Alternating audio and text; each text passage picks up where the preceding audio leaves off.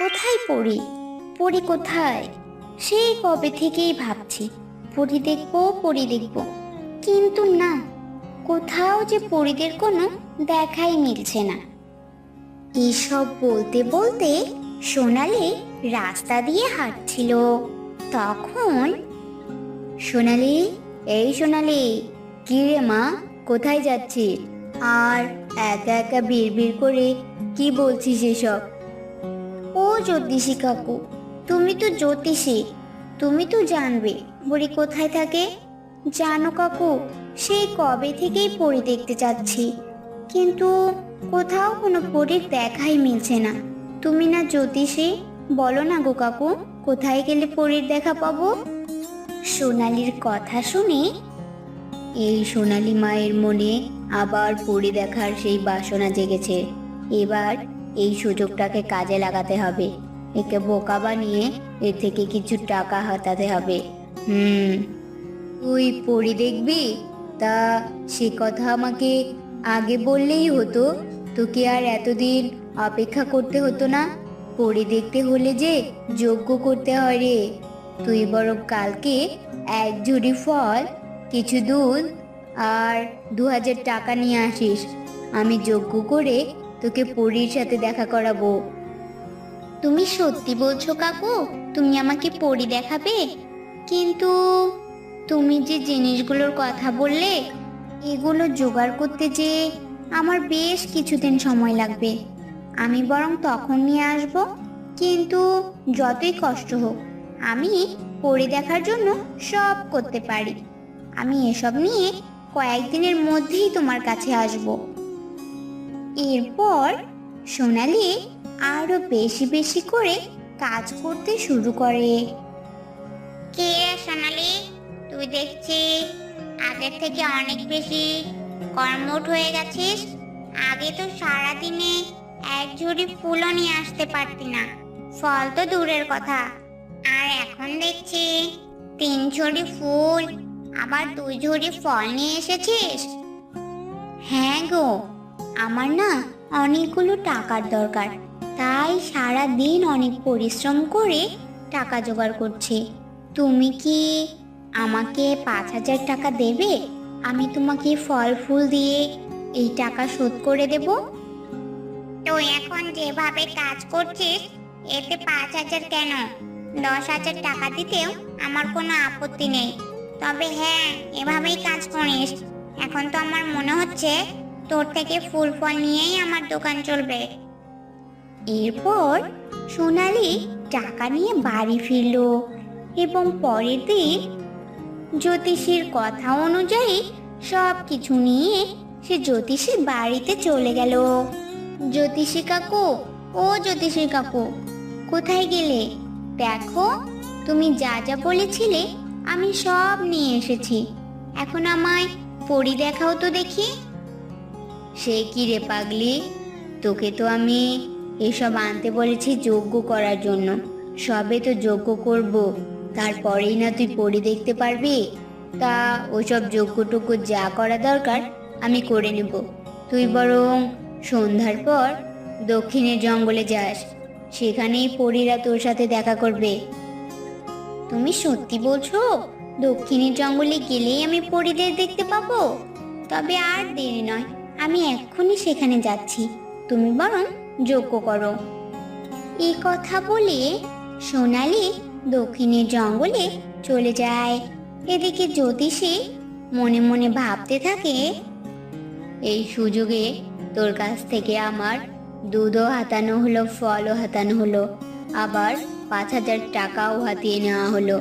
আর দক্ষিণের জঙ্গল তো পেতনিদের আটখানা, সেখানে গেলে কি আর তুই ফেরত আসতে পারবি রে মা? যা যা, পেতনিরা আজ তোকে মজা করে খাবে। এদিকে সোনালি দক্ষিণের জঙ্গলে গিয়ে এদিকে সেদিকে খুঁজতে লাগলো, কিন্তু কোথাও পরী দেখতে পারলো না। শেষে সে এক জায়গায় বসে অপেক্ষা করতে লাগলো। কি ব্যাপার হলো? জ্যোতিষী কাকু তো বললো এখানেই পরী দেখতে পারবো, কিন্তু এখানে তো কোথাও কোনো পরী নেই। তবে কি জ্যোতিষী কাকু আমাকে বোকা বানালো? এমা, এ কি দেখছি? এত লম্বা লম্বা চুল! এত লম্বা লম্বা চুল তো পেতনিদের হয়। পেতনি, বাঁচাও! বাঁচাও আমাকে! বাঁচাও! কেউ আমাকে প্রাণে বাঁচাও! এসব বলতে বলতে সোনালি সেখান থেকে ছুটে পালিয়ে গেল।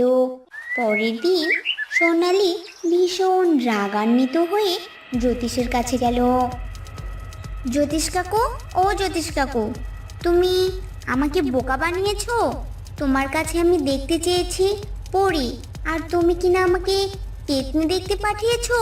কি ভেবেছো আমায়? আমি পেতনি চিনি না? আমাকে তুমি বোকা ভেবেছো নাকি শুনি? সোনালির কথা শুনে সোনালিকে জিজ্ঞাসা করে, এইসব তুই কি বলছিস রে মা? ওখানে কি কি হয়েছে আমায় খুলে বল তো। এরপর সোনালি জ্যোতিষীকে সমস্ত কিছু খুলে বলে। সব কিছু শুনে জ্যোতিষ বলল, আরে পাগলি, ওখানে তো পরীরা চুল খুলে চুল শুকাচ্ছিল, আর তুই পরীদের চুল দেখে পেতনি ভেবে চলে এসেছিস। এটা তো তোর দোষ। ঠিক আছে, আজকে যাস, আজকে দেখতে পারবি। পরীদের চুল আবার পেতনি মনে করে চলে আসিস না কিন্তু। জ্যোতিষের কথা শুনে সোনালি সেখান থেকে চলে যায়। সোনালি যাবার পর জ্যোতিষ ভাবতে লাগে, বাপ মা মরা মেয়ে, তোর তো দেখছি কই মাছের প্রাণ। কাল তুই পেতনিদের হাত থেকে ঠিকই বেঁচে গেছিস, কিন্তু আজ আর বাঁচতে পারবি না।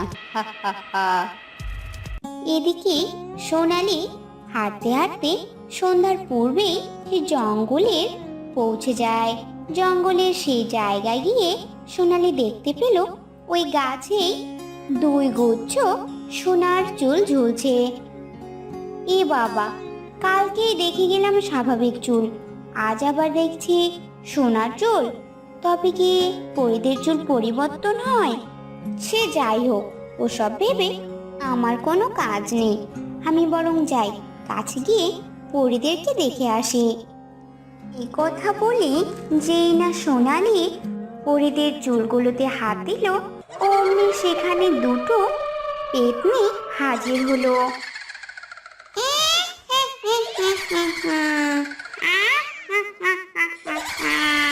আমি জানতাম তুই আমার ফাঁদে পা দিবি।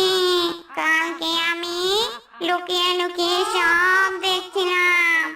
তুই পরীদের চুলকে আমার চুল ভেবে পালিয়ে গেছিস, তাই আজকে আমি আমার চুলগুলোকে সোনার চুল বানিয়ে রেখেছিলাম, যাতে সেগুলোতে হাত দিলে তোর অভিশাপ লাগে, আর আমরা তোকে চিবিয়ে চিবিয়ে খেতে পারি। তোমরা আমাকে খেও না, খেও না আমাকে। আমার যে পরীদের দেখার ভীষণ ইচ্ছে। আমার শেষ ইচ্ছাটা পূরণ করে তারপর তোমরা আমাকে খাও। সোনালির আকুতি মিনতিতে পেতনিদের কিছুই যায় আসে না, তারা সোনালিকে খেতেই যাবে। এমন সময় সেখানে দুটো পরী উপস্থিত হয়। আরে বাবা, পরী এসেছে! পালা, পালা! এসব বলে পেতনিরা সেখান থেকে পালিয়ে যায়। এদিকে সোনালি অপলক দৃষ্টিতে পরীদের দিকে তাকিয়ে থাকে। কি গো মেয়ে, তুমি এভাবে তাকিয়ে আছো কেন? এক্ষুনি তো তোমার প্রাণটা চলে যেত। কেউ এভাবে পেতনিদের আস্তানায় আসে? কেন এসেছো এখানে? বলো, বলো আমাদের, কি হলো বলো সবটা খুলে। এরপর সোনালি তাদেরকে পরী দেখার সমস্ত ঘটনা খুলে বলে। সব কিছু শুনে, তুমি তাহলে আমাদের দেখার জন্য ওই জ্যোতিষীর ফাঁদে পড়েছিলে? তবে যেহেতু আমাদের প্রতি তোমার এত ভক্তি, তাই আমরা তোমাকে নিরাশ করব না। আমরা তোমাকে কিছু উপহার দেব। এরপর লাল পরী তাকে তার গলার মুক্তোর হারটি খুলে দেয় এবং নীলপরি হীরের হারটি খুলে দেয়। দুটি হার গলায় পরে সোনালি আনন্দ ভরা মনে হাসি মুখে তার বাড়িতে ফিরে যায়। বন্ধুরা, ভিডিওটি ভালো লাগলে লাইক, কমেন্ট এবং শেয়ার করো এবং এরকম আরও নতুন নতুন ভিডিও পেতে চ্যানেলটি সাবস্ক্রাইব করে আমাদের পাশেই থাকো। ধন্যবাদ। বন্ধুরা, ভিডিওটি ভালো লাগলে লাইক, কমেন্ট এবং শেয়ার করো এবং এরকম আরও নতুন নতুন ভিডিও পেতে চ্যানেলটি সাবস্ক্রাইব করে আমাদের পাশেই থাকো। ধন্যবাদ।